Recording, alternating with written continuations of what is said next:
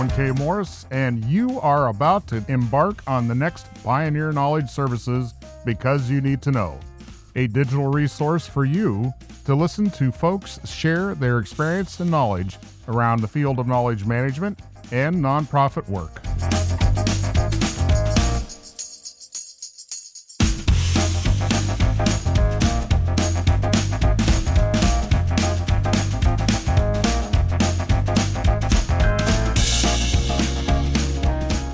If your company or organization would like to help us continue this mission and sponsor one of our shows, email byntk@pioneer-ks.org.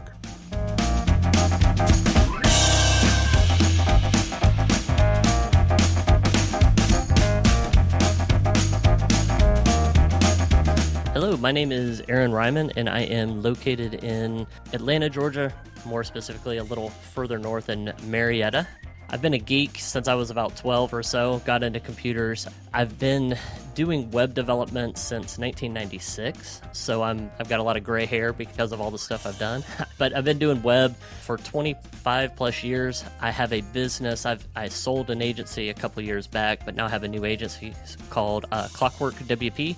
And the WP is obviously for WordPress. We do a lot of WordPress development, some of it for nonprofit, but majority is not. But I mean, probably about 20% is for nonprofits. It's something that's interesting around here. And I think one of the most historical things near me is Kennesaw Mountain, which is supposedly where they say they watched Sherman. He watched Atlanta burn. I don't know if that's true, but that's what I've always been told. I've done a decent amount of hiking in my life, and I've hiked that mountain when it's like 20 degrees outside and in the summertime, so good times for me. If I were stranded on an island, the top three things that I would probably need a pocket knife, probably a lighter, and maybe a spear for fishing. I don't know. I watched Tom Hanks, try to go through that stuff, and a spear seemed pretty handy. So yeah, more so than a soccer ball, right? Right. Wilson. Wilson. He was a good guy and all, but I mean, he didn't carry his own weight. Not very helpful. I know he's not very helpful. Yeah. I wouldn't say that I have a mentor per se, nothing that's formal, but when I was 16, I was working at my dad's bookstore, and a friend of the family reached out to me and said, "Hey, I heard you like computers." And I was like, "Yeah, I like computers." He said, "Why don't you swing by my office and I'll show you what we do?" He basically taught me 3D animation on the Amiga, which is an old school computer that nobody knows anymore. Because of that, I went through high school having that job, and at the end of high school, I submitted all of the commercials and everything that I had worked on to Savannah College of Art and Design, and I actually won a scholarship with that. And he taught me how to do all the 3D animation stuff. He's a computer genius. He kind of inspired me to be like him. And actually he just retired like about a month ago. You want to give him a name? Oh, I do. Dennis Ott. He worked at like Turner for probably 20 years or so doing technical stuff for them. He definitely led me down that path. I think the challenge is people are so future minded and present to future minded that it's easily overlooked all the steps and things that were part of your past that put you where you are now. And a lot of that is people. Absolutely. Some of it's situation, but a lot of it's people. And to have somebody see a glimmer or an interest and say, hey, and pull you aside, just like your story, that is commendable. And I just wish more people would do that. Yeah, we kind of have lost the concept of not really mentoring, but I think of like 500 years ago with, a blacksmith. You would have a mentor and a mentee. He would learn the skill. Now everyone just goes to college, come out of college without knowing what they're going to do, or anything like that, which is real different. Yeah. When I went to college, we had an internship available, and the internship is what gave you the real world breakthrough experience. I think there's a lot of opportunities out there. People could just invest in their local community to do just what you said. Notice people and say, oh, I see you have an interest in, do you know about this? Or just spend time with them, right? Foster that interest, what little bit you can do. You don't have to be an expert in anything, but if you show interest in someone else, that will help inspire them to jump on. Yeah, and I've kind of taken that mindset is really good. And I have applied that in the aspect of ever since 2015, I've been leading the Atlanta WordPress meetup. Now, COVID kind of, Mm-hmm. interrupted, Mm-hmm. everything where we went virtual, and now we're trying to bring that back up. But I mean, within the WordPress community, we used to, but we're trying to get it back up. Where we have every month have a meetup, and we teach people how to do stuff.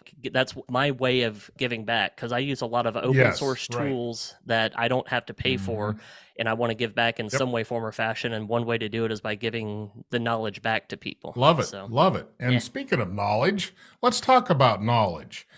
How much knowledge do you need to be a WordPress guru? Not much. To, to be honest, and I think a lot of WordPress people would agree, because it's hard, right? Because if I'm a doctor, I have to have some kind of document saying I at least went through classes Right. and Yeah. did all this Yeah. stuff. Whereas a web developer, you can say you're a web developer and not really know how to do anything Mm-hmm. in the web development world. You have a lot of people that will be like, "Yeah, my web guy, I paid him $3,000, then he couldn't complete it and he disappeared." And I think a lot of it is just because people get over their heads. They don't know Yeah. how to handle that stuff. I mean, probably early 2000s or so, doing freelance stuff, I wasn't the best, I Mm-hmm. wasn't Mm-hmm. great. Mm-hmm. Now we've gotten a lot better, and I would Yeah. never do anything like that. But yeah, it doesn't take a lot.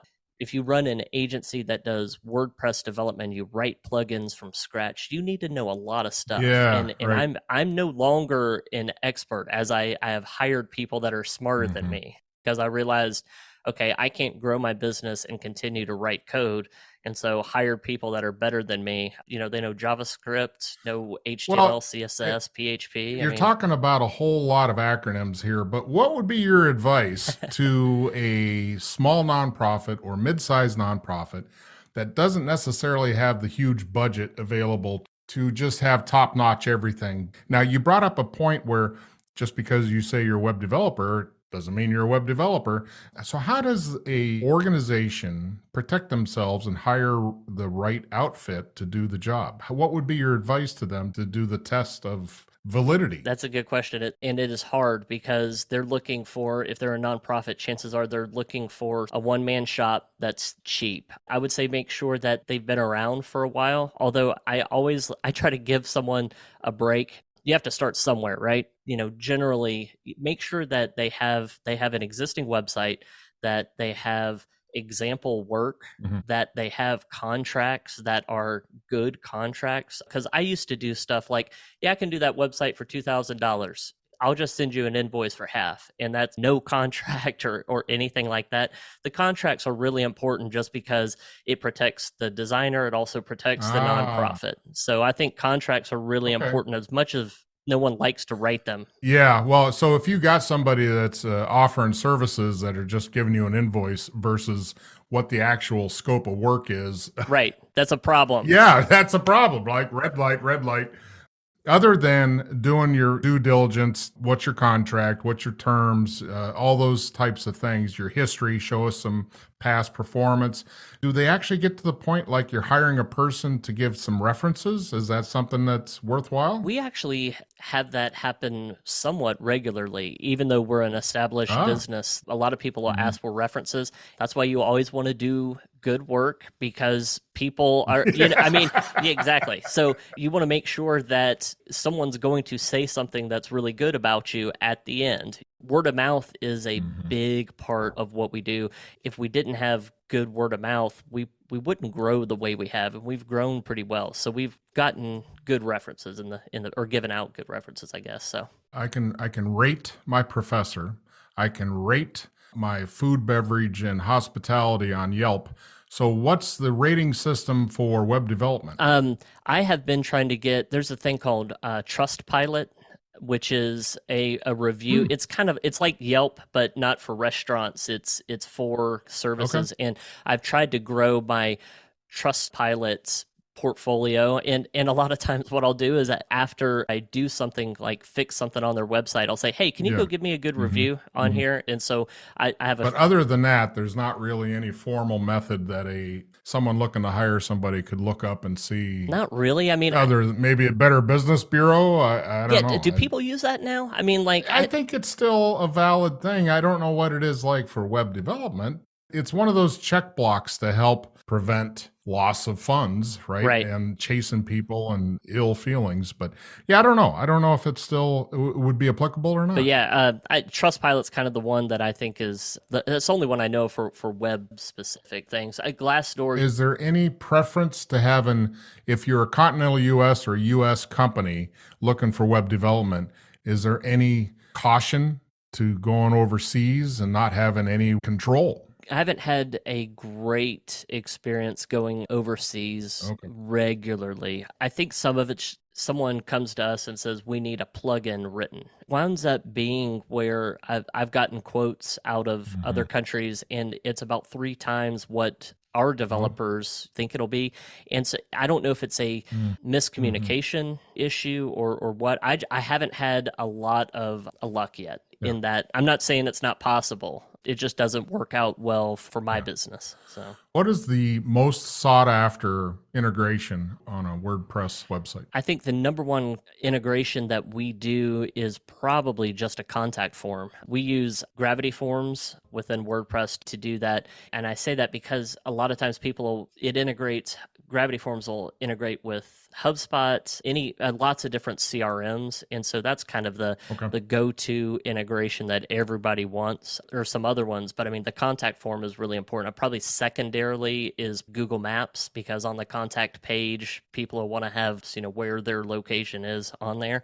Real simple integrations. 20 years ago, doing that was a lot of work. Now we've got tools that make it real easy to do stuff like that. Is WordPress primarily or only for a outward facing website, or is it something that is set up for internal communications of an organization? I think, and this, don't quote me on this, but I'm 90% sure that like Coca-Cola uses WordPress for an intranet. I think their whole marketing team is using WordPress, because WordPress, if you know what you're doing, like a lot of developers will see WordPress and they'll say it's a stupid blogging platform where you can't really do Yeah. anything. And Yeah. I disagree. If you know the ins and outs of it, I see it as a starting point where I don't have to write the authentication system, for people to log in. I don't have to write all these tools, and then I can just build a base and build whatever I want out of it. I know how to write plugins, or my team does. You don't want me writing plugins Yeah. at this point, Yeah. but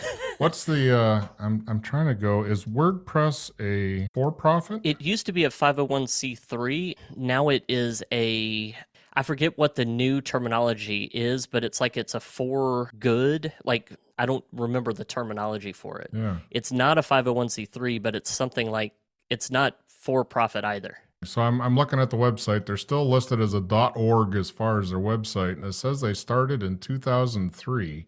So they're relatively a new Yep. company on the set here. Yeah, WordPress is only 20 years old. It actually turns 20, I think, in May of this year. So What's been the biggest feature of WordPress to future-proof themselves, and why have they not been bought up yet by Microsoft?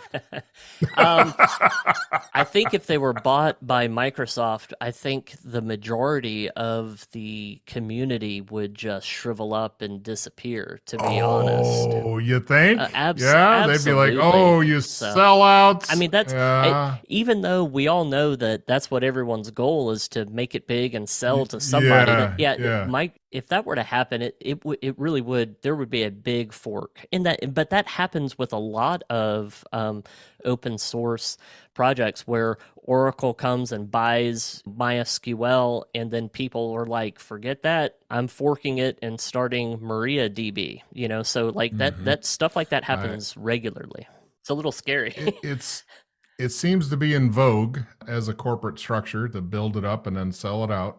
They talk about something called the WordPress Foundation, and the WordPress Foundation is a 501c3, and it says here on their website that it has no full-time employees or people on salary. That's interesting. Whoa, With yeah. company that runs WordPress is called Automatic, and they do have, I'm not 100% sure how things are divvied up, but they do a thing called WordCamp. WordCamp. And I know that WordCamps, for example, Hmm. I'm one of the lead organizers for WordCamp Atlanta, and we're planning doing an event in October of 2023. This year, it'll be the first time since COVID to have a WordCamp, and we'll have about 650 people attending. It's a big event. We have those WordCamp events; those happen globally, and there's like 200 to 300. Let's just say pre-COVID. Right now, I can't tell you what the numbers are. They're much lower than they used to be.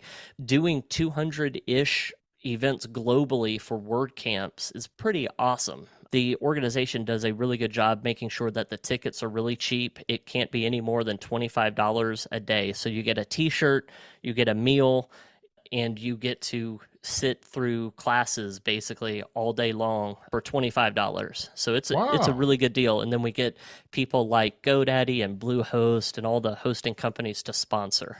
That's how we get the price down.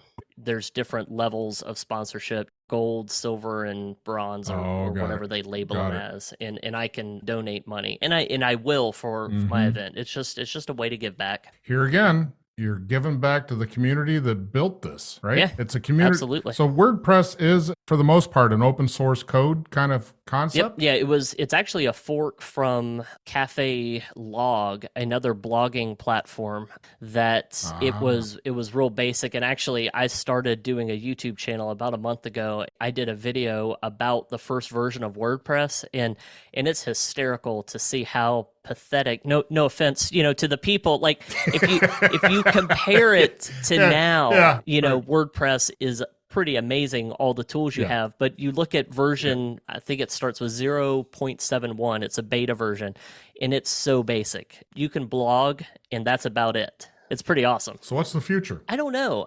Does WordPress have any holdout for creating a niche in artificial intelligence or any of the new technologies that are rolling out? WordPress is at version 6.1.1, and at version 5, which was about 3 years ago, they released what's called Gutenberg, which is a content Mhm. editing or a page builder. And that has been Mhm. basically, the future is JavaScript, and that's for most technologies. The amount of JavaScript developers, the need for it has skyrocketed, and WordPress has jumped on that bandwagon.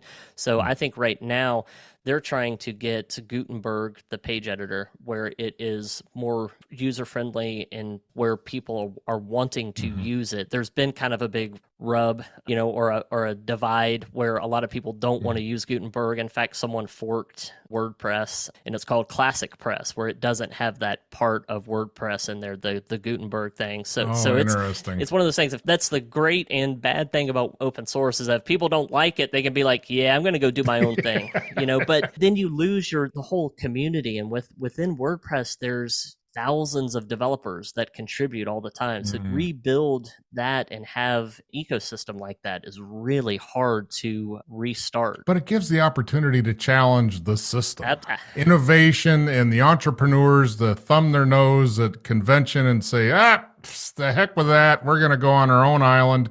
It's kind of unique in the sense that giving free range opportunity to the public to steer their own boat is pretty It's empowering. a very hippie mindset, in the whole open source movement kind of has that mindset. I don't tie the concept of hippies to high tech. It just is kind of funny. Well, But, let me and now they're the yeah, system. let me tell you a quick story. There's a company called Microsoft. Ballmer, I think was his name. Steve Ballmer said Linux is a cancer. Was very anti Linux. And Linux Source, if you guys don't know, it's an operating system similar to like the Macintosh operating system. And Microsoft was anti Linux. Now, Microsoft makes most of its money, I think, through Azure, and it's all running Linux. So Microsoft has Oh, that's completely funny. flipped, where they realized open source, why not use all these thousands of people that are writing code, and let's wrap that product and give it Yep. support and make money off of it. And even things like Edge, the browser Hmm. that they use right now. Edge, if you look at the history of that, it's a fork from Chromium, which is Chrome's browser, which was a fork of WebKit, which was Apple's browser, which was a fork of KHTML, which is a Linux browser that came with KDE. So now we have basically a Linux open source browser that is the primary browser now for a Microsoft operating system, which is just really fascinating to me that it's kind of gone completely the other way around, where it was a cancer and now it's a great way for people to make money. So it's weird, but it works for them. The survival and adaptability of any corporate structure or organizational structure is to identify what's the best solution, regardless of the gut connection to what they thought or what. Whenever you say, we'll never do that, then you're going to kind of step on your own foot to save face sometime. It's funny because you talk about product evolution. I just saw fire starter for somebody's lighting candles. That was a battery operated chargeable USB device made by Zippo lighter company. Zippo. It's like, oh, interesting. So it's just funny when you talk about evolution of product lines. Where is next is always the question. You've got to change and adapt or you'll be replaced. Exactly. And that's kind of like what Microsoft saw. Like they're trying to maintain Internet Explorer. No one liked Internet Explorer, right. And I was saying for years, why don't they just take an open source browser and relabel it and boom? And they finally took my advice. Finally, no, great. I'm glad they probably sent you a healthy check for that advice. Yeah, too. of course. Yeah, sure. Yeah. Why don't you define for me what you think knowledge management is? Knowledge management.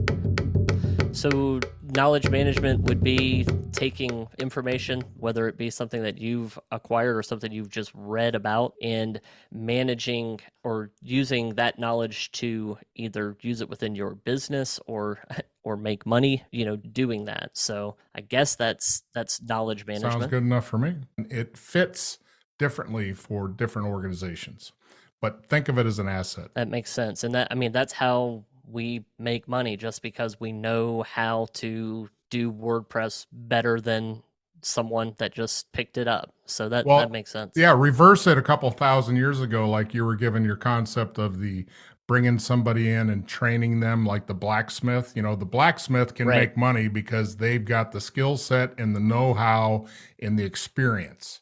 They can execute and build, right? They can build the sword, the horseshoes, whatever that is. But the novice has no clue, no understanding until they get to that level of skill. And that's really what knowledge is building that as a skill set within the organization. Yeah, no, that makes sense. And I don't give myself enough credit a lot of times when I'm trying to think of something to do for YouTube. I'm always trying to think of ideas, like what would people be interested in?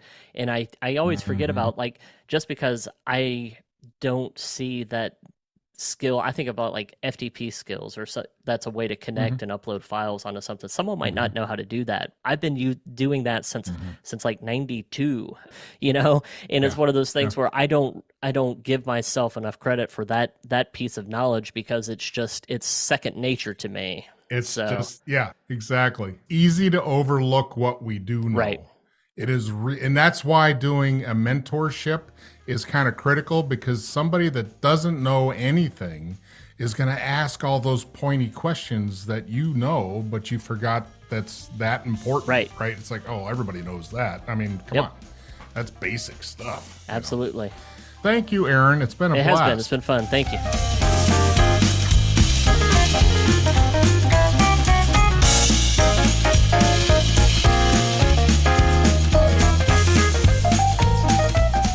You have just finished our latest Because You Need to Know, a public service of Pioneer Knowledge Services. Please join us on LinkedIn and find us at pioneer-ks.org.